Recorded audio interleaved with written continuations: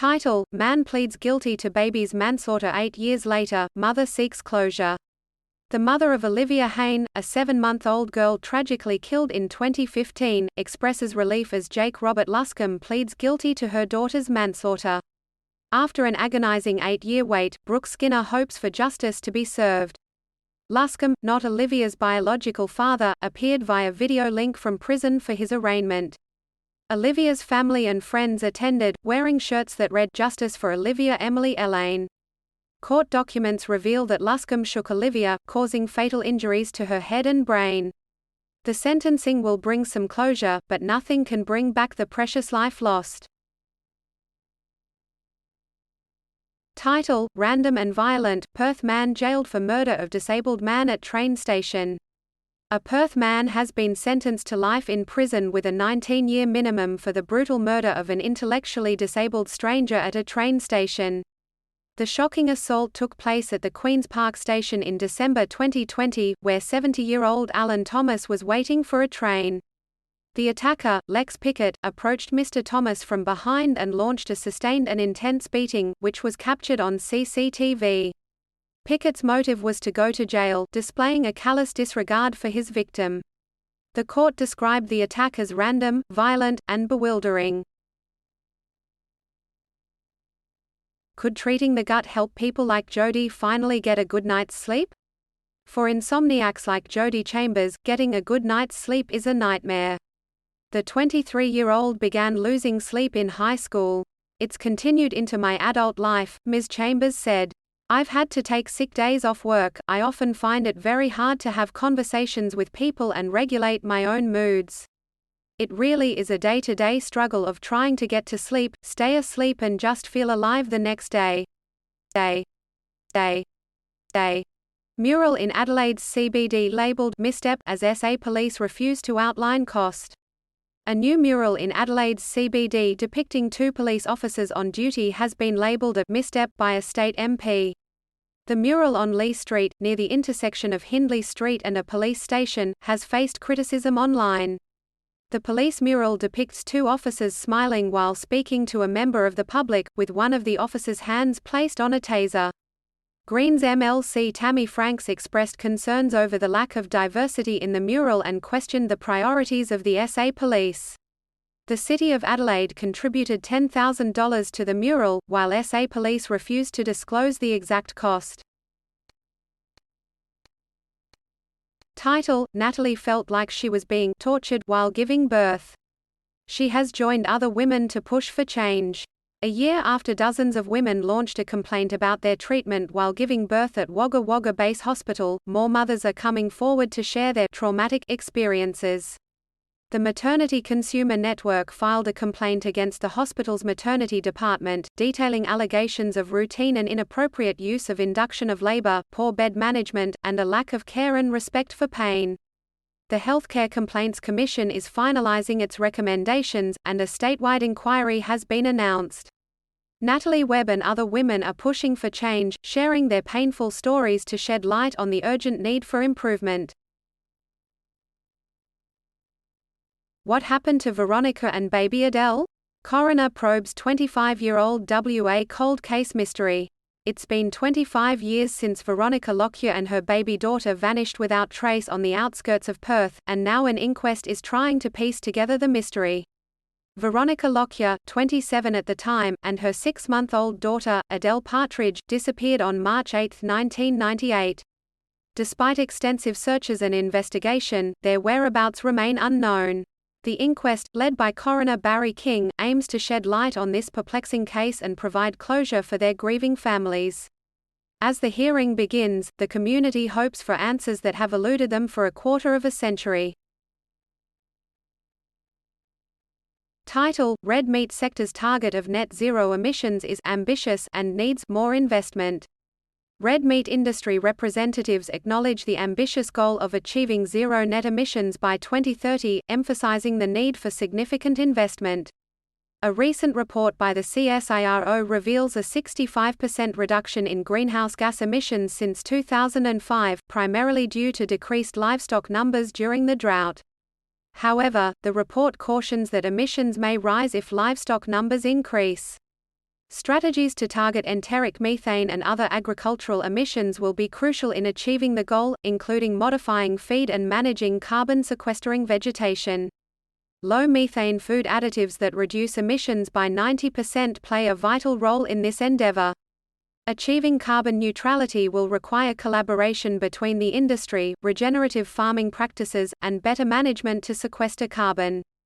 Despite the challenges, industry experts believe the goal is attainable with improved efficiency and innovative technologies. Title: Take a sneak peek at one of Melbourne's new underground train stations. As Melbourne's Metro Tunnel project nears completion, the ABC has been granted exclusive access to the construction site of Anzac Station, one of the 5 new underground train stations being built.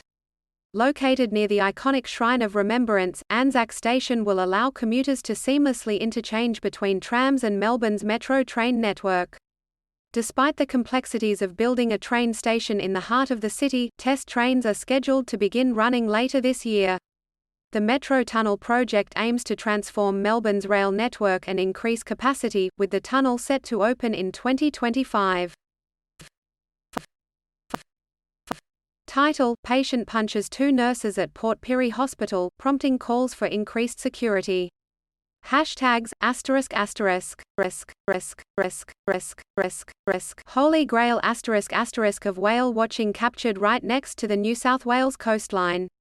A rare and exhilarating sight unfolded off the coast of Merimbula, New South Wales, as a pod of orcas made their majestic appearance.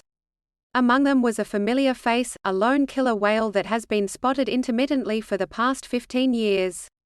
These impressive marine mammals thrilled onlookers as they gracefully navigated the bay.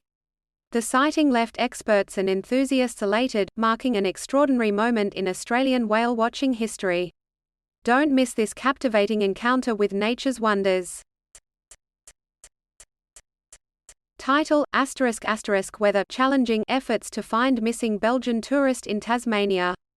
The search for a Belgian tourist who went missing while hiking in Tasmania has been hindered by challenging weather conditions.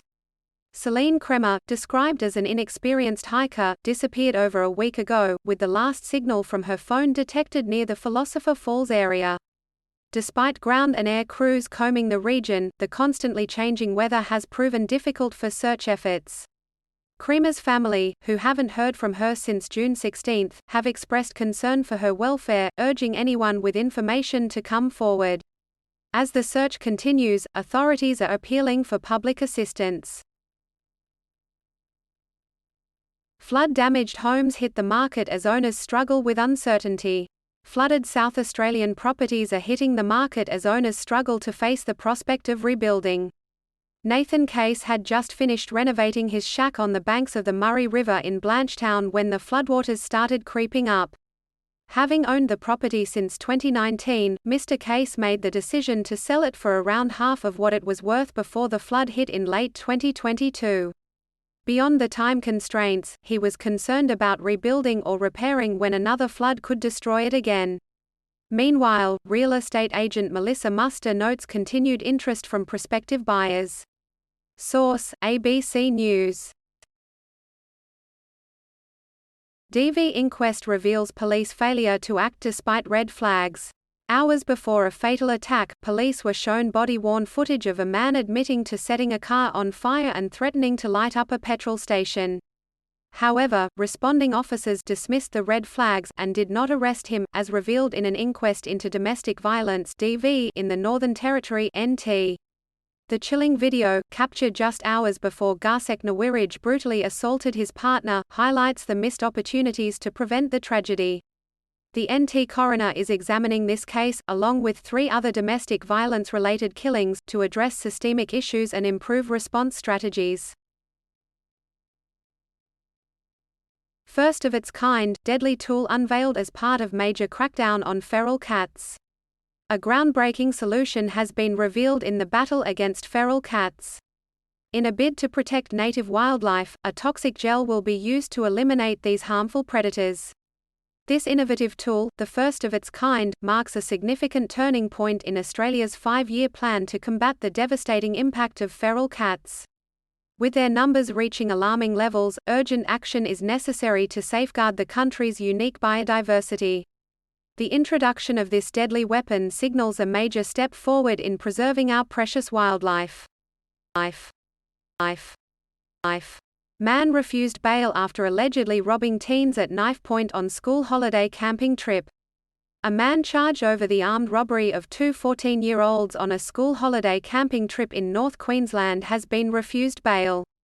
The incident occurred near Forgan Bridge, a popular fishing spot near Mackay.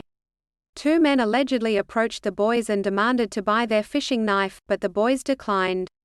Later that night, the men allegedly assaulted one of the teens and stole their possessions at knife point. The stolen items were recovered during a search warrant, and a 29-year-old man was arrested. He appeared in court but was refused bail. Title: Tip-off leads to record-breaking vape seizure, but just one prosecution despite crackdown pledge. WA Health brings only one prosecution in 12 months for illegal sale of nicotine vapes, despite seizing 43,000 vapes and issuing warnings. Health Minister Amber Jade Sanderson and Chief Pharmacist Megan Clay showcase a $1 million vape seizure in Perth. The seized vapes, alleged to contain nicotine, were likely intended for school children. All disposable vapes, regardless of nicotine content, are illegal in WA. A 22-year-old man is assisting with inquiries. Clay notes the profitability of the illegal vape trade and highlights the need for public awareness. Sanderson assures that prosecutions are being pursued to send a strong message to non-compliant retailers. Title: Think you could be treasurer? Try this Build Your Own Budget interactive. How would you put the budget together? The Parliamentary Budget Office has released a sophisticated Build Your Own Budget interactive that allows users to make their own spending and taxing decisions. This Excel format tool is a fantastic resource for economics teachers, students, and political enthusiasts. Not only can you make budget decisions, but you can also make assumptions about factors like net overseas migration, unemployment rate, and inflation to see their impact on your forecasts. The interactive is primarily educational, designed to enrich understanding of the Australian government's budget and the 3 Peter Seconds framework for long-run GDP growth. Title: Lobbying firm allegedly planned to funnel money to Stuart Robert in return for favours, former employee claims. The ex-husband of a former owner of a Canberra lobbying firm has made explosive claims about former Liberal Minister Stuart Robert's dealings with the firm. Anthony Daly, a former employee of Synergy 360, alleges that the firm planned to secretly funnel money to Robert through a separate entity. Daly also revealed a conversation with another former co-owner, David Milo, who stated that Robert directed government leases towards properties owned by Synergy. Government Services Minister Bill Shorten has called for further investigation into these serious allegations. Victim of convicted pedophile Malka Leifer reveals she lost baby during sex abuse trial. A Melbourne court hears one of convicted pedophile Malka Leifer's victims lost her baby during the trial into the former principal's child sexual abuse, as she and her sister detail how the impact of their abuse left them utterly broken. Read more, link. Title: Macca's Spitter sentenced under SA's harsher retail assault laws. A young woman who went on an intoxicated rampage at a McDonald's in Adelaide's CBD has become the first person to be sentenced under South Australia's tough new retail assault laws. Mia Miller, 19, was captured on CCTV and phone footage spitting at and punching staff, actions that went viral. Miller pleaded guilty to multiple assault charges and disorderly conduct. Despite receiving an 18-month good behaviour bond, Magistrate Michael Barnett acknowledged the lasting public embarrassment Miller would endure. The Shop Workers Union, while wanting a stronger sentence, welcomed the prosecution, emphasising the need for the community to stand against such incidents. Title: Trump countersues E. Jean Carroll for defamation. Former U.S. President Donald Trump has sued E. Jean Carroll for defamation, alleging she falsely accused him of rape after a jury found that he sexually abused her. In a civil trial in May, the jury determined that Trump sexually abused and defamed Carroll, but did not rape her. Trump's counterclaim in Manhattan federal court seeks a retraction and unspecified compensation and punitive damages. Carroll's lawyer, Roberta Kaplan, responded, calling Trump's filing an attempt to delay accountability for the jury's verdict. Trump's multi-front legal battle with Carroll is set to continue as both sides exchange accusations. Title: NRL star Dylan Brown pleads guilty to groping woman at Sydney pub. NRL player Dylan Brown, from the Parramatta Eels, has pleaded guilty to 2 counts of sexual touching without consent at a Sydney pub. The charges, initially consisting of 5 counts, were dropped by the police for the remaining 3. The incident took place on date at pub name. Brown appeared in court today, expressing remorse for his actions. The 21-year-old faces potential criminal consequences and the NRL's disciplinary process. This case has once again sparked discussions about consent and the responsibility of high-profile athletes. Title: Logging fears for New South Wales koalas as government urged to fast-track $80 million reserve. The New South Wales government is facing pressure to expedite the creation of the Great Koala National Park, a sanctuary aimed at safeguarding koalas from logging operations that are endangering their existence. The Labor government's pledge to establish the park, connecting 300,000 hectares of state forests and existing national parks between Coffs Harbour and Kempsey, has been met with skepticism due to ongoing logging activities in the area. Environmentalists and crossbench MPs are calling for a moratorium on logging while consultation for the national park takes place, highlighting the urgent need to protect Australia's iconic koala population. Title: More than 50 charged after $400,000 worth of drugs seized at secretive bush rave in rural Queensland. Dozens of people have been charged and almost $400,000 worth of drugs seized at a secretive bush rave party in southern Queensland. The Queensland Police Service apprehended 53 individuals after the 4-day music event, Weedy Wonka's Winter Solstice, held between June 22 and 25.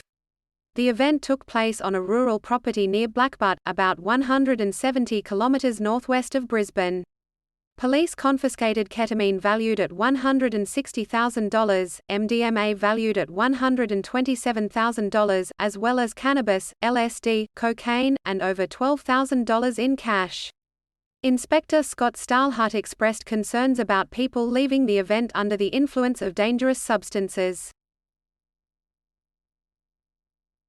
Soldiers and Marines taken to hospital after vehicle rollover during defence training exercise. Australian soldiers were training alongside Japanese and US forces when 2 military vehicles rolled over in North Queensland. The incident occurred during a joint defence training exercise, leaving several soldiers and Marines injured. Emergency services rushed to the scene to assist. The injured personnel were transported to the hospital for treatment. The details of the incident are still under investigation. The training exercise involved drills focused on enhancing cooperation and coordination between the 3 nations. As the investigation continues, authorities are committed to ensuring the safety of all military personnel involved in joint exercises. Title: Corey Enright becomes first Eyre Peninsula footballer inducted into AFL Hall of Fame. Geelong's hidden gem, Corey Boris Enright, has etched his name in the Australian Football League AFL Hall of Fame. Hailing from the Eyre Peninsula, Enright becomes the first footballer from the region to receive this prestigious recognition. With an illustrious career that includes 3 AFL premierships, 332 games, and 6 All-Australian selections, Enright's induction is a testament to his exceptional talent and dedication to the sport. Not only was Enright an outstanding player, but his humility and gratitude were evident in his heartfelt speech at the induction ceremony. South Australia proudly claimed 5 of the 7 new inductees, cementing its place in footy history. Title: Youths clash with police in Paris after teenager shot dead. Protests and unrest have erupted in France's capital as anger has grown over the death of a local teenager shot by police during a traffic stop. Residents held a protest outside the police headquarters, and clashes broke out between police officers and young people in the Paris suburb of Nanterre. Vehicles burned and riot police gathered along several streets as tensions escalated. The 17-year-old delivery driver was shot after failing to comply with an order to stop his car. The officer responsible has been detained and is being investigated for homicide. WTA announces plan towards equal pay for men's and women's circuits by 2027 *. The governing body of women's tennis has unveiled a new circuit structure aimed at achieving equal prize money for both men and women by 2027. While the 4 Grand Slam tournaments have already adopted equal pay, WTA Tour events have often lagged behind their ATP counterparts. The WTA's new strategy seeks to rectify this imbalance, with combined WTA 1,500 events slated to achieve prize money parity by 2027. Single-week WTA 1,500 events will follow suit by 2033. This initiative marks the WTA's continued commitment to gender equality and empowerment.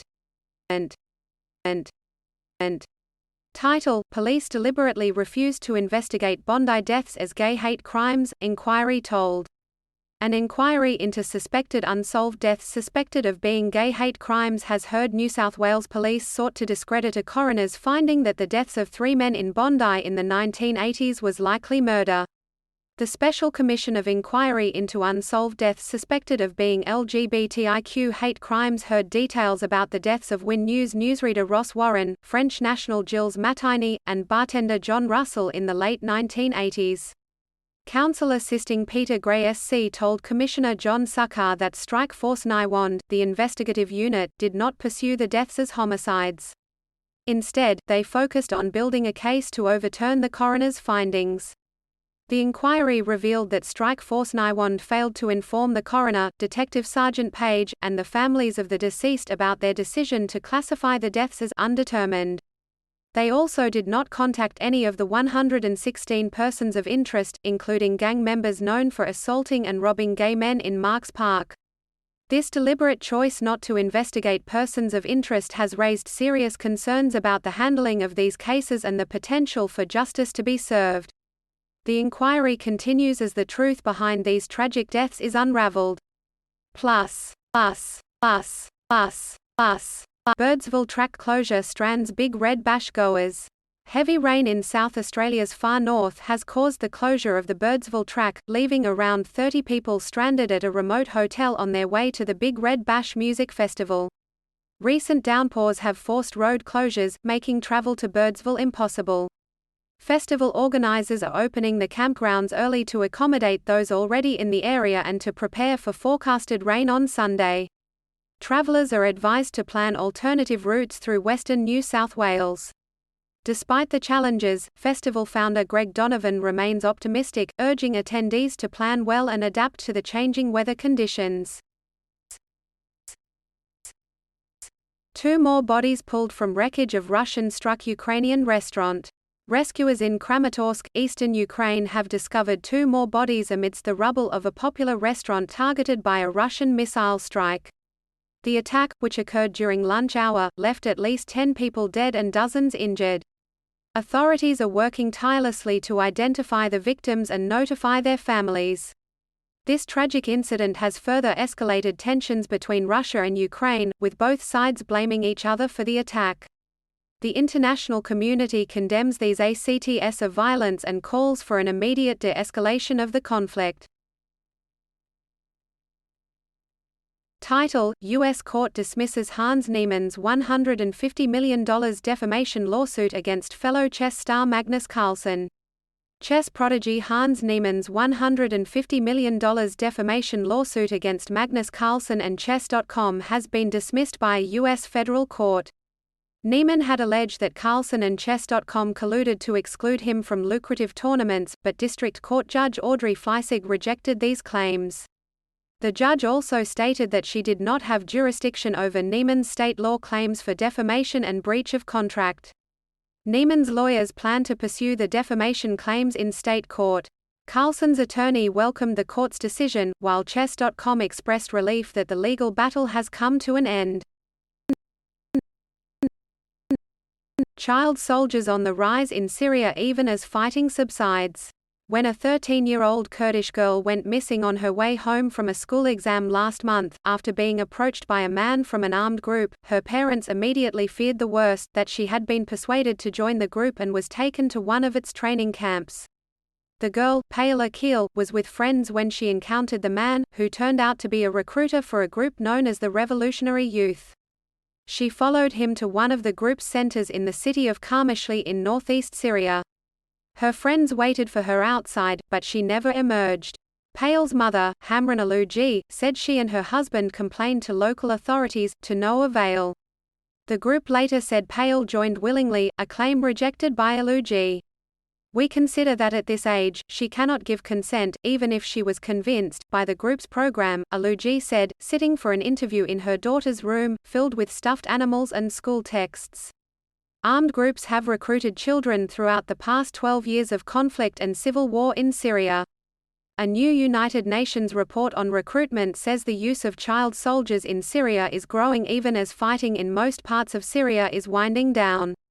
The number of children recruited by armed groups in Syria has risen steadily over the past 3 years, from 813 in 2020 to 1,296 in 2021 and 1,696 in 2022, the UN says. Among those allegedly recruiting children is a U.S. ally in the battle against Islamic State extremists, the Kurdish-led Syrian Democratic Forces (SDF), according to the UN. In 2022, the UN attributed half the cases, or 637, to the SDF and associated groups in northeast Syria. The report also said the UN had confirmed 611